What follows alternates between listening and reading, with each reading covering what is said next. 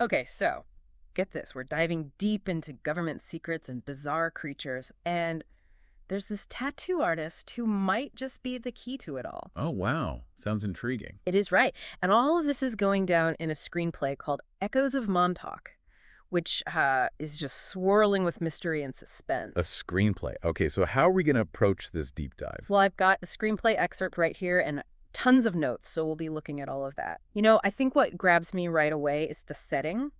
This sleepy little town living in the shadow of this abandoned Air Force Station, Montauk Air Force Oh, Station. yeah, Montauk. I've heard of that. Yep. Doesn't they have some pretty strange stuff going on there? Exactly. The story doesn't shy away from that at all. Locals avoid the place, like the plague, especially at night. I mean, they even call the road up to it Suicide Road. Suicide Road? Oh, man, that's creepy. It's like just the name itself already sets you on edge, you know? Yeah. Like it's a warning or something. Right. And it's in this town that we meet Zara Brooks, our protagonist. She's a tattoo artist, and get this, she uses the local legends of the base as inspiration for her designs. Interesting. So she's drawn to the mystery of it all. Oh, yeah, big time. But it's more than just a fascination with the bizarre for Zara.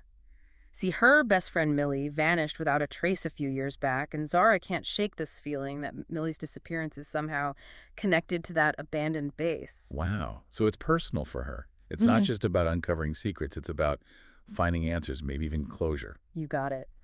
And so Zara starts making these frequent trips to the base, exploring the decaying buildings, really trying to piece together this fragmented history of Project Montauk. So what is this Project Montauk? What's the story there? Well, that's the million-dollar question, isn't it? And it seems Zara isn't the only one interested in the answer, because one night as she's leaving the base, she's approached by two men in black SUVs. Men in Black. Classic. You know, you always got to have the Men in Black in these kinds of stories. It's like they represent that shadowy power that wants to keep things hidden. Oh, for sure. They give her this warning, like, we know what you're doing and you need to stop. But Zara's not one to back down. In fact, their warnings just fuel her determination. So what does she do? Well, she decides to really get her hands dirty. She sneaks onto the base, and that's when she stumbles across this imposing bunker, half buried in the earth. You can practically feel this unnatural energy pulsating from it. Oh, man, like the secrets are just oozing out of the ground there. And just as she's about to explore this bunker further, she runs into someone. Let me check my notes here. Ah, yes, Noah Strickland. Noah Strickland. Yep, the Montauk recluse.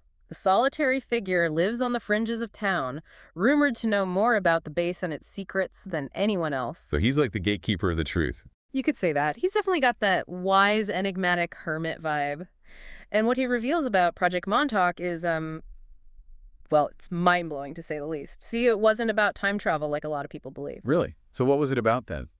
He says it was about something far more profound, exploring the depths of human consciousness and perception. Whoa, okay. So we're talking about like the power of the mind. Exactly. And according to Noah, the key to Project Montauk was something called the Montauk Chair. The Montauk Chair. Is that some kind of like a torture device? Not quite, though it might sound like it was designed to amplify and project thoughts. Imagine like weaponizing the human mind. Wow, that's intense. That's getting into some serious sci-fi territory there. The idea that our thoughts could actually have, a tangible impact on reality is, well, it's both fascinating and terrifying. No kidding, right. And, it seems that something went terribly wrong with the project. Like a ripple effect, a distortion in reality that allowed something else to come through. Something else? What do you mean, like a side effect? Well, Noah describes it as a creature, and this creature has now set its sights on Zara. Oh, no. So she's gone from investigating a mystery to being hunted by something from another dimension. Pretty much. And let me tell you, this creature is like nothing you've ever seen before. Okay, so tell me about it. What does it look like? Well, imagine this long, spindly limbs, translucent skin, like it's barely there, and these piercing yellow eyes that seem to look right through you. That's creepy. And it's connected to Project Montauk somehow? It seems so, but the question is how? And what does it want with Zara? And what happened to Millie? Yeah, so many questions. It sounds like Zara stumbled onto something way bigger than she ever imagined. Oh, absolutely. And we're just getting started. It's like something out of a nightmare. It definitely is. And this nightmare is coming right at her.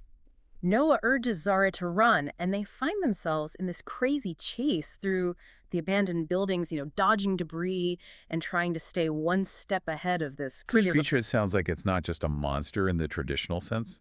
You're right about that. It's like it defies the laws of physics. Yeah. I mean, at one point, Zara sees it like phase through a wall. Stays through a wall, so it's more like a being of pure energy or something. It seems that way. And then things take a really tragic turn. Noah sacrifices himself to buy Zara more time. Oh, no. Yeah. He gives his life to save hers. Yeah, it's a truly selfless act. He holds the creature back while urging Zara to escape. That's heavy.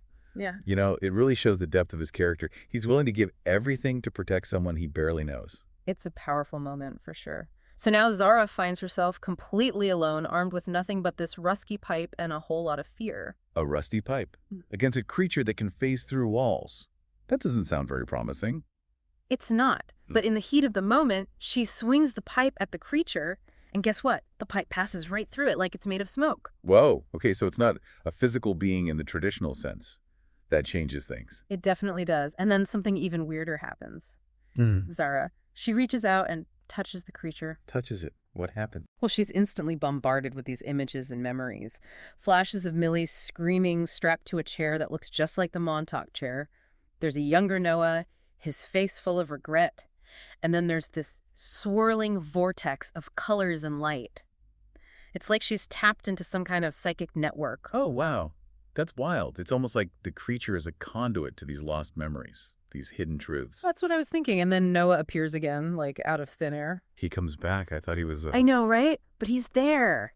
And he tells Zara that touching the creature has made things even worse. Even worse. How is that possible? He says that she's now linked to it somehow, and that it's more aware of her than ever before. Oh, man.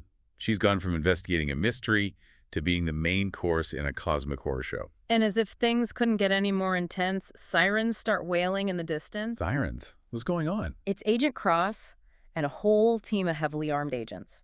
They've arrived on the scene ready to clean up the mess and make sure the secrets of Montauk stay buried. So they're like the cleanup crew, the Men in Black's muscle. Exactly. They're there to contain the situation and make sure no one finds out what really happened. But Zara, she knows the truth. Yeah. And she's not about to let them just sweep it all under the rug, is she? She's definitely not going down without a fight. When Agent Cross demands to know what happened, she simply replies, "Classified." Classified. Wow, she's playing their game now, turning their secrecy against them. You got it. She's become the protector of the truth, even if it means putting herself in danger. That's a bold move. What happens next? Well, the story jumps ahead a few weeks. The bunker is sealed, the base is declared a biohazard zone, and the whole incident is completely covered up. And Noah. What happens to him? He disappears, fades back into the shadows, leaving Zara to deal with the weight of everything she's experienced. So she's on her own now, bearing the burden of the truth. Pretty much. But she's not broken. Her tattoos, which were once inspired by the local legends they take on this new, darker quality, they're infused with the memory of the creature, the terror, and the wonder of what she witnessed. Her art becomes a way of processing the trauma, but also of preserving the truth. Exactly. It's like she's saying, hey, this happened. This is real, even if no one else can see it or understand it. Powerful. But the question remains, did she truly banish the creature? Or is it still out there lurking in the shadows, waiting to strike again? And what about Millie?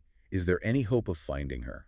We're left with these unanswered questions, these lingering mysteries that just beg to be explored. It's like the story is saying, hey, the truth is out there, but are you brave enough to look for it? So it's like she wins, but she also loses, you know? Yeah, exactly. It's a victory, but it comes at a huge cost. And then there's the question of what happens next. I mean, how do you go back to normal life after facing down a creature from beyond reality? Right. It's like, can you ever really unsee what you've seen? And that's what Echoes of Montauk really gets you thinking about. It's not just about monsters and government cover-ups. It's about the human condition. You know, our need to understand, to make sense of the world, even when it throws these crazy curveballs at us. I like that. It's like, it's saying, hey, the world is a lot stranger than we think.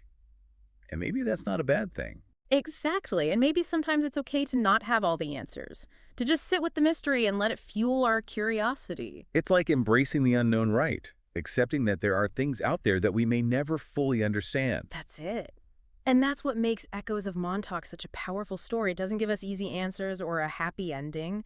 It leaves us with these lingering questions and this feeling that the journey is just beginning. I think that's what makes it so effective. You know, it stays with you. It makes you think about the world in a new way. Oh, absolutely. I know. I'll never look at a tattoo the same way again. And I have a feeling that the next time I drive past an abandoned building, I'll be wondering what secrets it might be hiding. Me too. And that's the beauty of a good story, isn't it? It sparks our imagination. It makes us question everything, Mm. and it leaves us wanting more. Well said. So, to all you deep divers out there, keep exploring, keep questioning, and keep your eyes open. You never know what you might find lurking just around the corner.